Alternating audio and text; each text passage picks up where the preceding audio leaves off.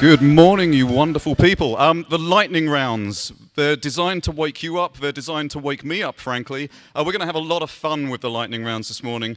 We have 5 speakers for you. They are limited to 5 minutes only. If they go beyond the 5 minutes, we are going to bang a gong, and I am going to come and hook them off with a virtual stick and make sure they can't speak any longer. So it's really, the pressure is on for these guys. Now, lightning is an interesting thing. Your chances of getting struck by lightning this year in the United States of America are 1 in 960,000. Your chances of being struck by lightning twice in your lifetime are 9 million. I am hoping that this morning our speakers wow you so that we break all the odds and you will be struck by lightning 5 times in a row today. So, with that in mind, oh, by the way, your chances of being struck by lightning by Emperor Palpatine, if you ever meet him, are about 1 in 10, so don't do that. So without further ado, I would like to bring up on stage David Levitt, CEO of Pantomime. Please give him a warm round of applause.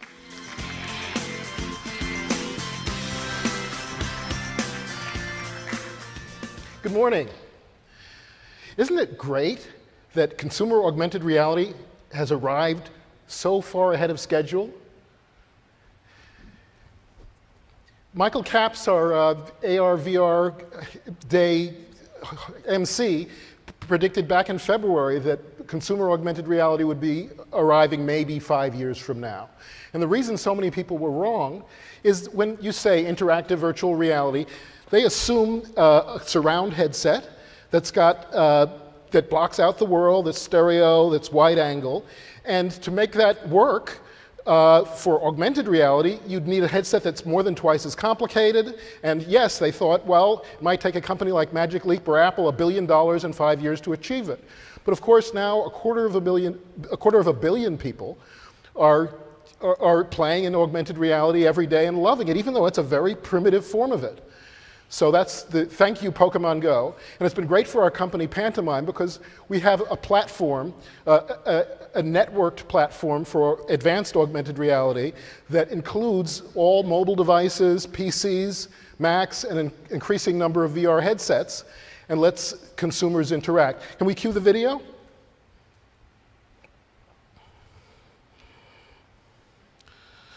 So in Pantomime, you're interacting with your other screens and the rest of the world isn't necessarily blocked out. And you can use your mobile devices to reach in, to navigate, and to see into the worlds. Pantomime, as you can see, turns any screen that's networked into a magical piece of glass that lets you see into the virtual world and see the scene that you're in through it. As you can see, it's not the old style of augmented reality where you're looking at video and you're seeing a layer of metadata, and it's not really interactive. You could call it Roger Rabbit style. If that was the Terminator style, then this is the Roger Rabbit style that actually lets you reach in and have the opportunity to grab Roger by the ears and throw him across the room. So Pantomime turns any mobile device into a portal into augmented reality. Any mobile device becomes a paddle. Any PC or Mac becomes a kind of a new AR game console. And any device turns into a piece of glass that you're looking through in order to see into the virtual world.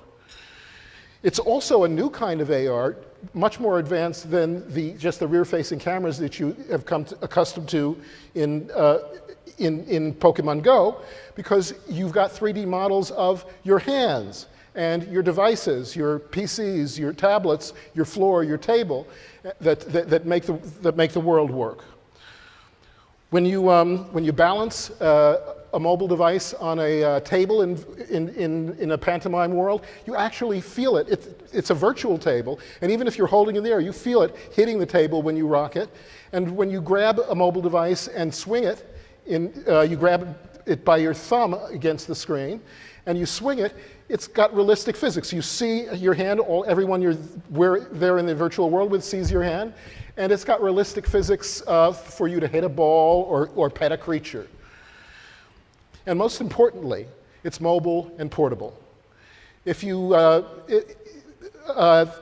VR, it creates the opportunity to turn VR and AR from a kind of a diving bell into a casual experience. Instead of being a novelty for nerds, it's now something that you can do anywhere, anytime, and in any location.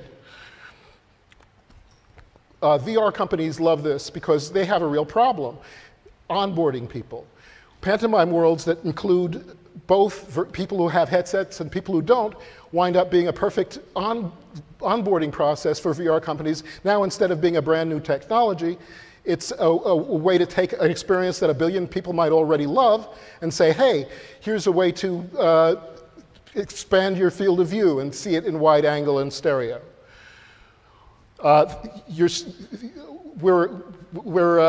We're coming out with our first product, Pantomime Creatures, later this month. We're letting developers use our platform starting next quarter. And we're in our second seed round of investment, getting a lot of new investors and repeat investors thanks to the amazing Pokemon Go phenomenon. Thank you very much.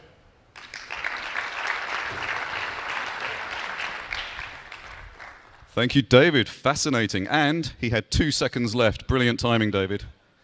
Perfect. Okay, now would like to welcome to the stage for the second lightning speech, Omar Siddiqui, CEO of Kiwi and creator of Sequel. Please give him a warm welcome.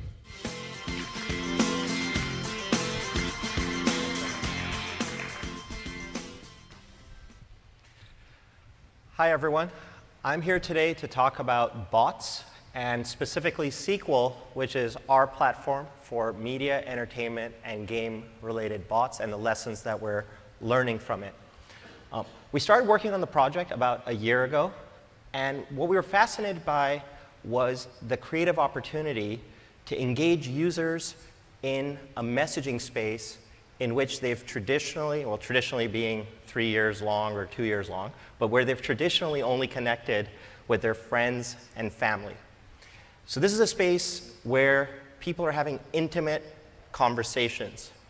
And our bet was, and our thesis was, that it would be inevitable that that space would be opened up to deliver externally managed experiences that could entertain and connect in novel ways.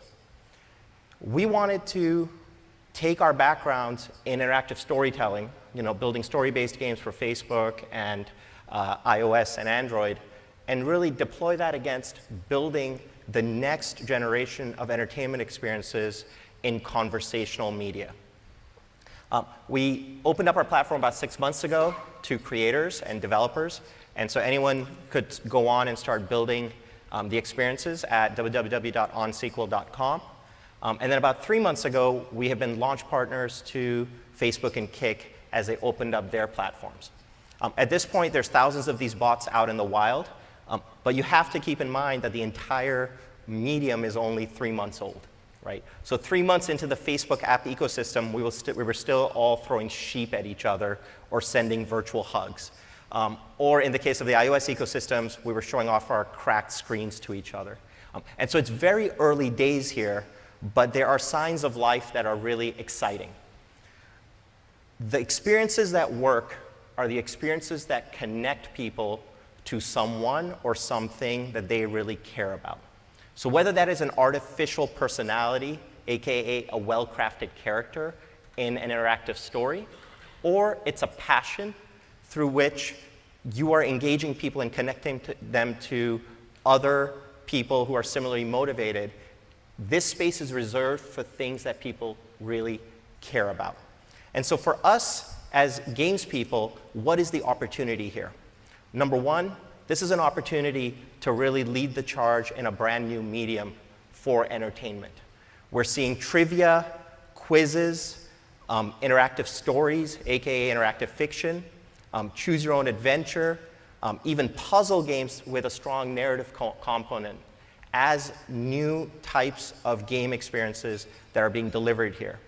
Also keep in mind that right now, these bot experiences that are basically conversations between you and a consumer are being delivered in messaging apps, but there's no reason why they're going to be limited to just messaging in the years to come. And so understanding how and what kind of content to engage users in through conversation is definitely a new area, and one where we can really participate in building bots as new forms of content. The second is bots to connect people to each other and to their passions. You have an opportunity here to build communities of people who can talk to each other and talk to you in a novel way. There's already emergent behavior with WhatsApp groups and Line groups and official accounts that are broadcast media on messaging apps for people to really micro-bond in conversation in a way that isn't possible through web forums or more broadcast media like Twitter or elsewhere. Bots to connect in a way that is not mediated by spam filters, email open rates, Facebook news feeds, or notification permissions is a real business opportunity and a mandate, frankly, that I think all of us are going to have to take advantage of to really be able to speak to our fans in the coming year or years. The third way to think about the opportunity is as a supplement to traditional game experiences. This is the most emergent area. We haven't seen many forays by people who have existing products to treat bots that are delivered as effectively conversational experiences in messaging apps like Facebook, beyond an experiment by Activision, which got 17 million messages in, I think, like a 48-hour period to announce Call of Duty. But over the next year, monetization, discovery, and everything else will be figured out, and we're all going to have the opportunity to take advantage of these new platforms. Thank you very much.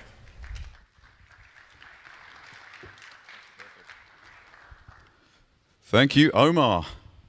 Excellent stuff. So now we're going to bring to the stage for the next talk. And thank you for keeping the NEG up for these guys. They've been putting a lot into these because talking for just 5 minutes is actually harder than talking for longer. So bringing up on stage now, Brendan Wilson, co-founder of System Error, or as we say in the UK, System Era. Brendan.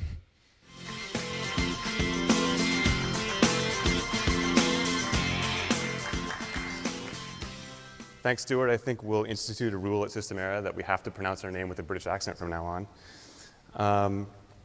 My company, System Era, makes a game called Astroneer, and I thought I'd talk a little bit about entrepreneurship rather than technology for this talk, because as much industry experience that my partners and I had when we started System Era, we think that starting the company itself has been the hardest thing that any of us have ever done. I like to liken it to navigating shark-infested waters in the middle of a storm while teaching yourself how to sail. And so I thought I'd share a few lessons we've learned along the way. The first and most paramount to me is to know your partners deeply. It's not enough to be only friends or coworkers at the outset. Your game company is more than just a game idea. It's the people. It's their personality, their motivations, their ethics, their philosophy, their strength of character. These are the things that you're partnering with. And so it's essential at the outset to assess these qualities in each other and then clarify expectations for role, responsibility, personal outcome. If you don't, I think you're taking a huge gamble with your company. The second thing that a lot of indies, I think, don't do is to have a company strategy, not just a plan for your game. You're going to be making decisions fairly early on that will have permanent consequence for your company. Things like structure, things like growth rates, whether you want to take salary, whether you want to remain in control.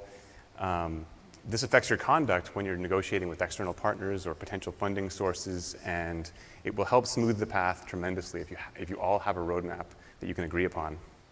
So if all goes well, you eventually find yourself sitting at the table across from an investor or a publisher, and they slide you an offer and for so much money in exchange for some amount of revenue share or maybe equity, and you ask yourself, is this a good deal? And you've never done it before, so you don't know. So you have to have a way to know your own worth. We shopped an early prototype of Astroneer around to various small and mid-sized publishers, and they would ask us, okay, what are your next steps as a company? And we were like, oh, we're going to launch on the announced trailer on YouTube and launch our online presence. And every single one of them would say, oh, we would much prefer that you didn't do that until after you signed with us. And of course they'll say that in hindsight. They're the buyer in the transaction, and they probably want to get you before you make a market and maybe the price goes up. So we did launch our trailer on YouTube, and it did very well, and it attracted attention from companies that previously hadn't heard of us or just wouldn't listen to us. And so there was a little market for our company, and we were able to secure some more favorable investment from an investor that we really trusted. Key to us in that was the leverage gained by raising awareness early on social media. Social media has the beautiful built-in metrics that let you see immediately how well your art and ideas are playing with your audience. We started by teasing some visually striking animated images on Twitter, and we knew that we had something that we could push when we were getting hundreds of engagements. They aren't perfect metrics, they don't work for everybody, but I think especially for our game, a very visually striking game, it helped to prove to potential investors that there was a market for what we had. And lastly, there's wisdom that I hear commonly in the kind of coming out of the startup world about never spending a dollar of your own money on your own company. But I think that the reality is that in the game industry, especially when you're new and you've never had a company before, the investment culture is a little different. The exit strategies are different. Nobody is going to pay for 100% of development without taking most of your revenue. And if you don't want that deal, you're going to have to be realistic about self-funding, which I think is important because for many game studios to survive, the key is going to be finding ways to keep revenue inside the walls. So self-funding, that's going to bring up issues with your partners who are unequally able to contribute. It brings up issues of fairness, and in order to resolve those, it goes back to the beginning points. Know your partners deeply, have an agreed upon company strategy, and know your worth. Now, Astroneer is showing out on the expo floor today. I hope you guys all get a chance to come and check it out and chat. Thank you very much.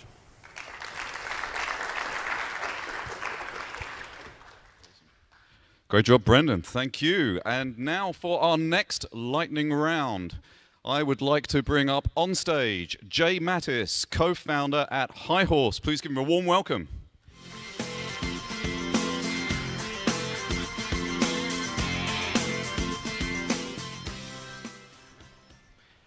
Thanks, Stewart. So I'm Jay Mattis. I'm one half of High Horse Entertainment. The other half is Timothy Rapp. And before High Horse, we were both engineers at studios within Activision.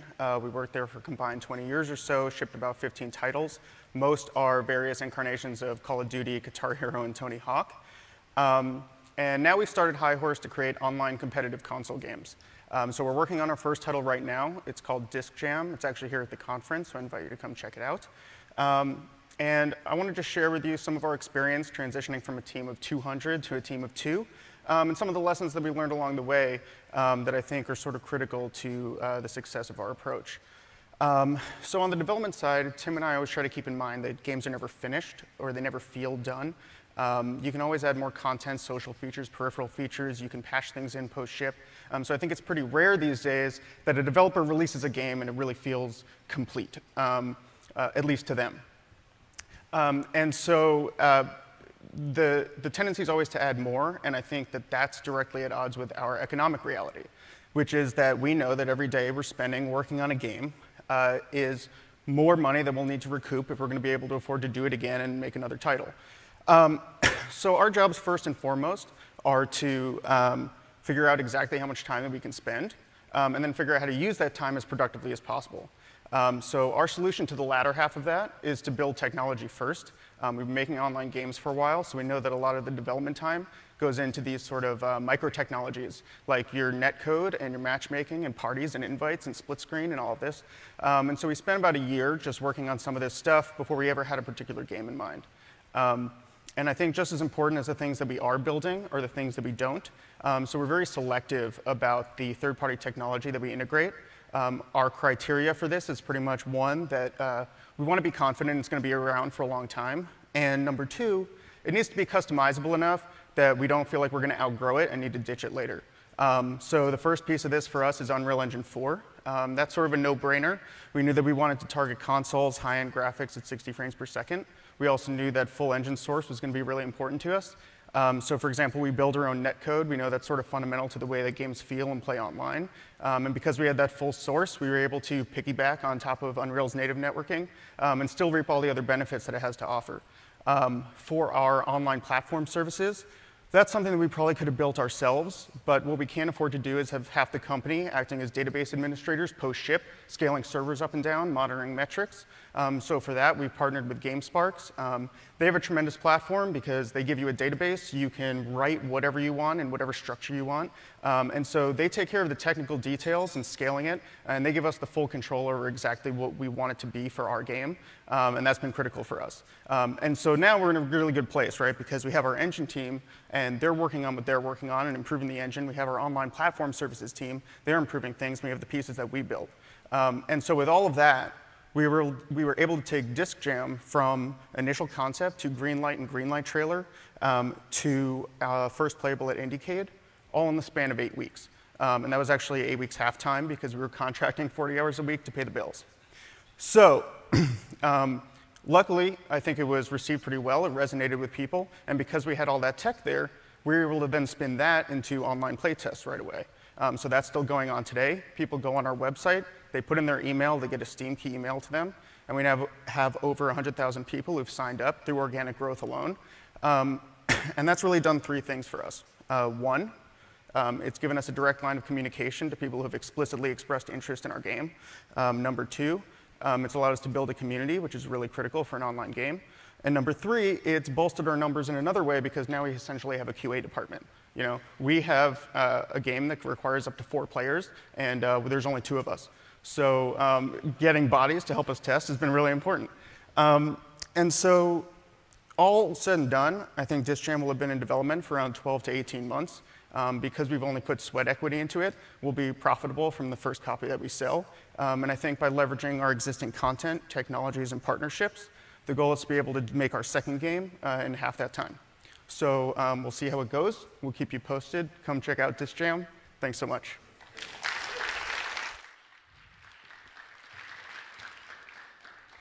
These guys have been practicing. Awesome timing from everybody.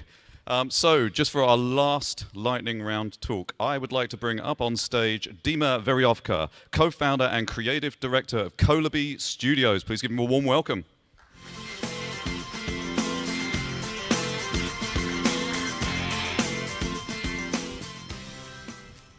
Hi, everyone.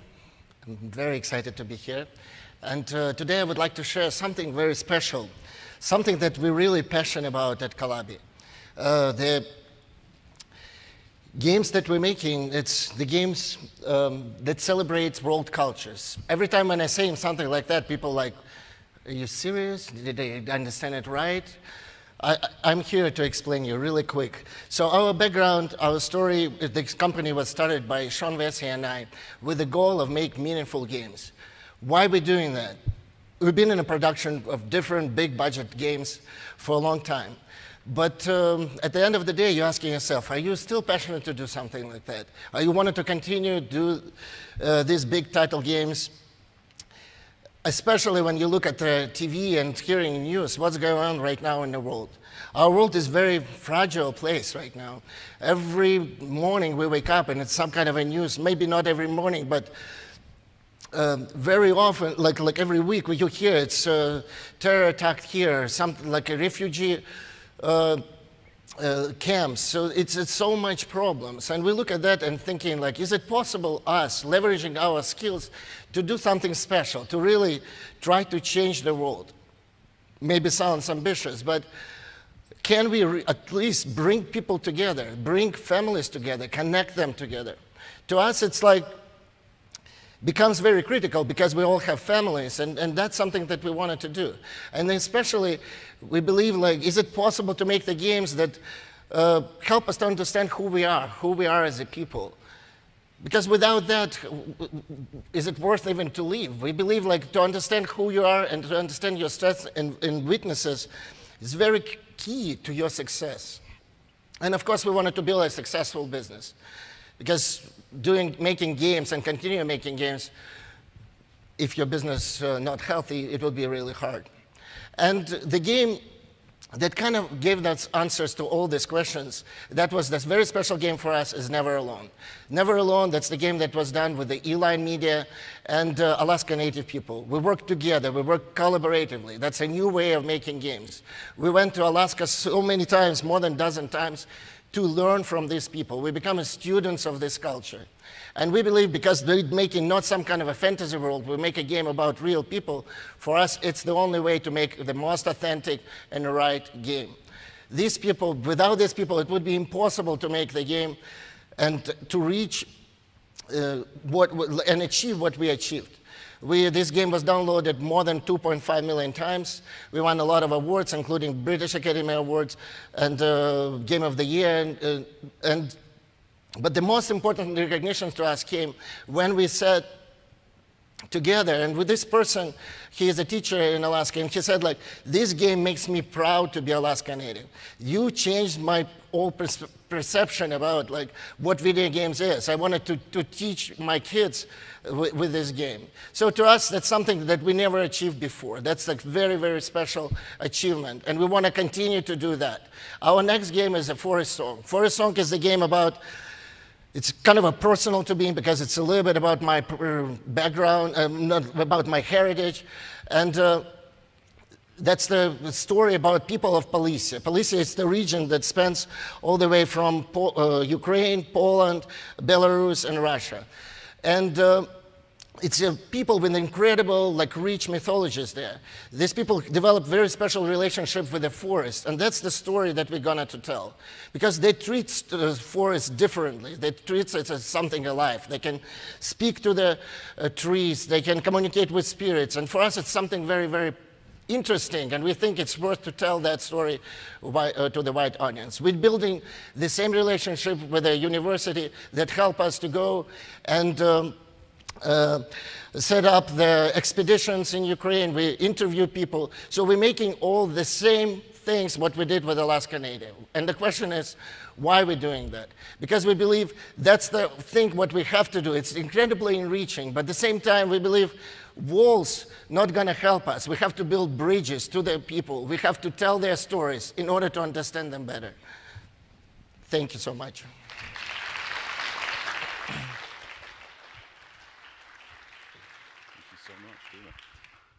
That was awesome. Thank you, Dima. Listen, these guys put a lot into getting those speeches put into 5 minutes for you. I'd like to make sure that we give them one more round of applause and appreciation. Let's bring them up on stage. Come on, guys. Come